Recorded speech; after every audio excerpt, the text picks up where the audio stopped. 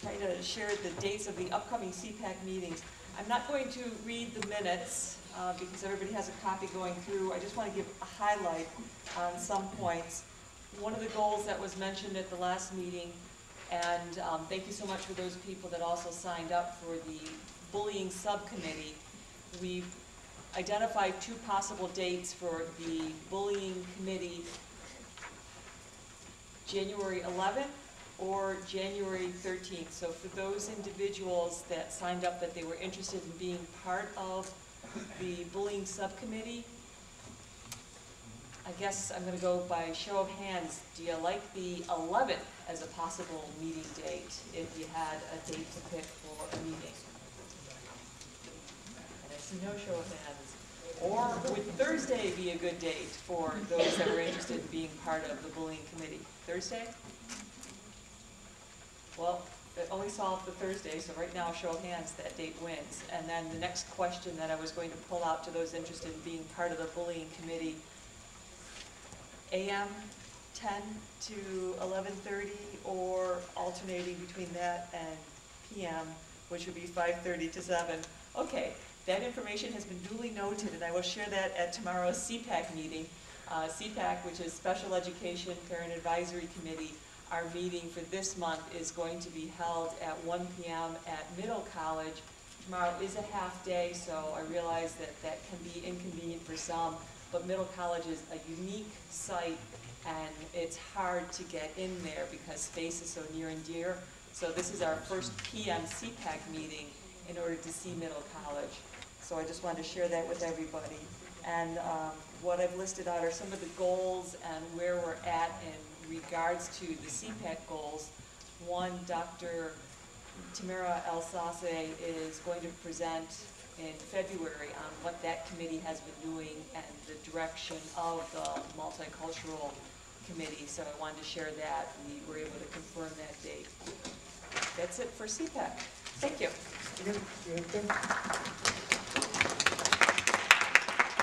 Right, Luann Lovelace is the chair of the bylaws committee. She's not here, but we said at the last meeting that the bylaws committee has met and they have made some recommended changes to our bylaws. So what we're going to do is, according to our bylaws, you cannot just make a change to your bylaws. You have to put the recommended changes in the hands of the members. You have to let them look at those changes for 3 meetings. All right? So you have it in that package. Everything that's italicized is a recommended change. Okay? So if you agree with them, it's no problem. If you don't agree with them, you can bring back to the next meeting that if you want to have further discussion on them. You can make your additional recommended changes. So we're in the process of trying to make our bylaws a little bit more effective, a little bit more clear. So the recommended changes from the bylaws committee are italicized inside this packet. All right? So this is the first meeting that we are presenting before the body. The recommended changes. We will have a vote in the February meeting. So this is the December meeting. This is the first meeting of record where we are giving all the members a copy of the bylaws, giving them an opportunity to be aware of recommendations from the bylaws committee. You can now make your own recommendations. We will bring this before the body again in January. You can make your own additional recommendations, or you can make comments on the recommended changes, and then we will finally bring it before the body in February, and in February we will adopt new bylaws. All right? Anybody got any questions on the bylaws? All right. Did I miss any committee people? Any committee reports? Did I miss anything? All right. The next item on the agenda is Gwen. Karen, all right.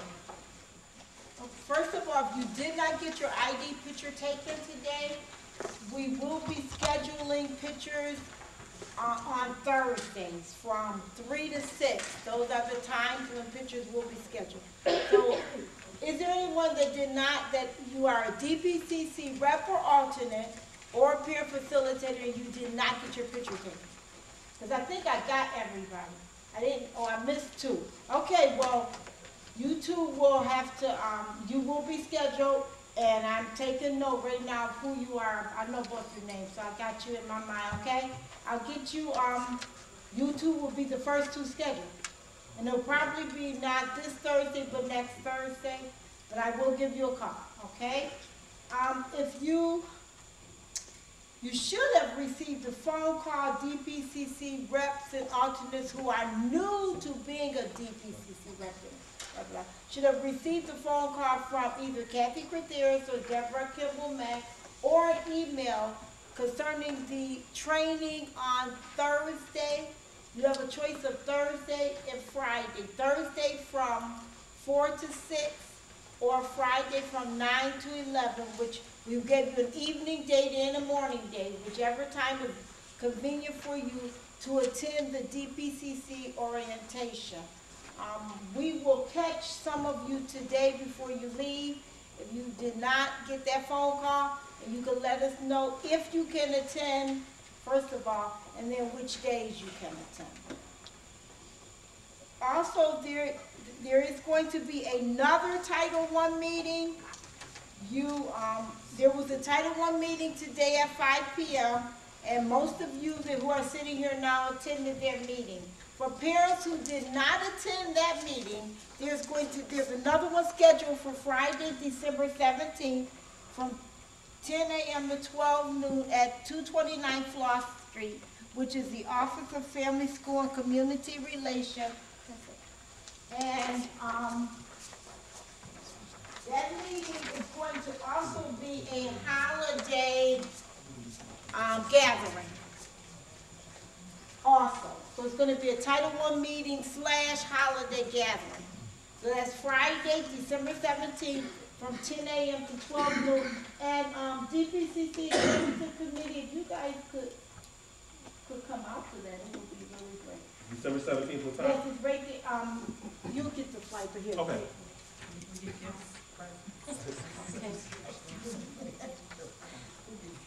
Oh, it's here. Yes. No, it's going to be on Floss Okay, Street. gotcha. Oh, yeah. All On right. Floss Street.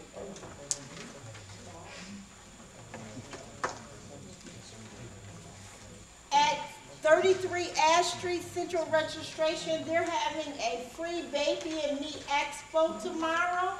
It's tomorrow from 12 to 3. It's an empowerment session for, if you know any young girls, teenagers who are pregnant. Because it's actually geared for teenage girls who are pregnant or have little ones, have babies, infants. This is going to be an expo that's being sponsored through the Merchandise. There's a lot of different sponsors. I only have the one copy. I didn't make copies. But it's tomorrow at 33 Ash Street from 12 to 3, and it includes empowerment sessions, information tables, gifts, and food and more. And I understand that the gifts are baby items for baby infants. So so it's going to be a great session. If you know any pregnant women or young girls who just had babies, and they're free tomorrow this time, please have them go there. And then finally, Lisa Rellis, Rivera. I'm sorry, could you share again about the baby fair? I'm going to pass this around. Oh. Lisa Rellis. Oh, you're going to do it. Okay, Marta's going to do it. This is just quickly, they're talking about parent volunteers needed for a scholarship. Good afternoon, everybody. I'm not going to take too much of your time, and I thank Gwen for squeezing us in. Every year, the Buffalo Public Schools have a scholarship fair, and this year it's going to be at East High School on February 5th. And we're trying to recruit parents to be volunteers for the volunteer fair. And some of the things that you'll be doing is setting up registration, sitting at doing runners for workshop presenters. It's very simple things. But the reason why we're trying to get parents involved is because all of you have children who are eventually are at that point that are going through the scholarship process. And this is a big affair. The Buffalo Public Schools sponsors it every year. So we're trying to recruit parents to be part of the volunteers. This year, like I said, we'll be sitting out here after the meeting. We have a sign-up sheet, so if you're interested, please stop by the table and we'll give you the information. Also, if you are a facilitator in your building, and I know the weather is really bad tonight, so there's probably a lot of people that are not here. If you can tell them about the scholarship here, you can take a flyer and take it back.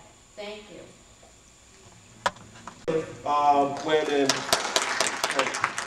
Okay, last but not least, nope, two other items. Progress report. There was an item added to the agenda, so at this point, we will open the floor for the agenda consideration item, progress reports. You want to just open up for discussion, or you want to make a motion on the issue?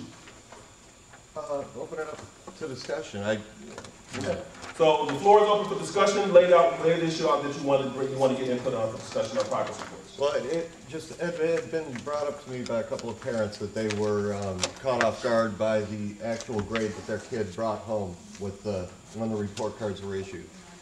And I was just trying to see if there is any kind of district-wide policy or whether each individual school has their own policy, and trying to alert a parent when a kid is getting into some jeopardy and could use some help before the final grade is sent out. And this is a very closely related issue, Sam, I was going to bring up before. Also, I'm trying to get a sense of parent-teacher meetings. I understand they're scheduled by each individual school. I've heard some aren't scheduled until the spring. And so that's not going to do a lot of good for a school year, you know.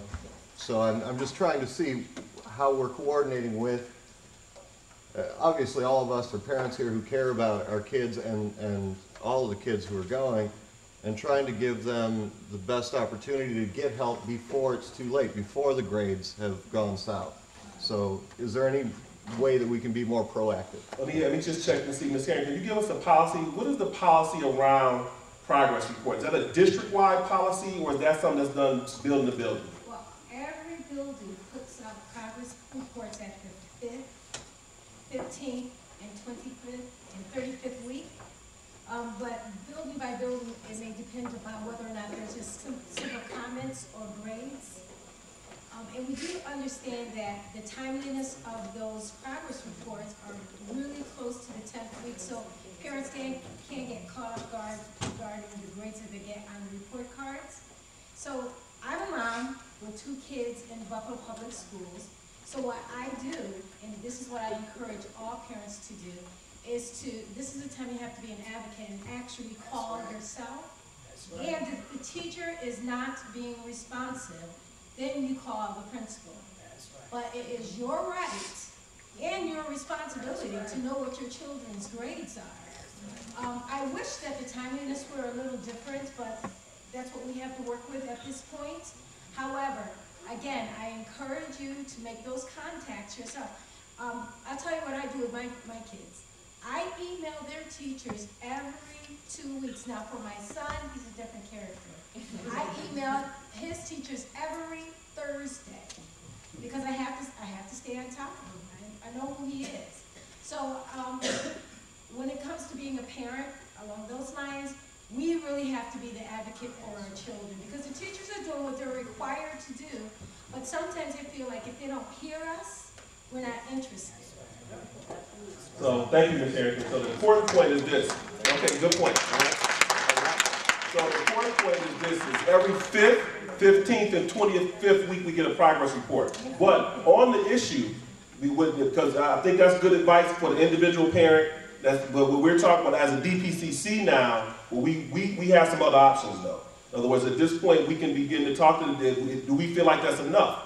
Do we want them to come talk to us about how that works, why it works, and then make some recommendations to the academic staff on a better system? Because if our goal is to improve academically, to increase academic achievement, clearly, if we're not satisfied with where we at and we doing it with 5-week progress reports, maybe something else needs to be done. So maybe inviting somebody to talk more about it is an appropriate thing for us as parents to do at this point.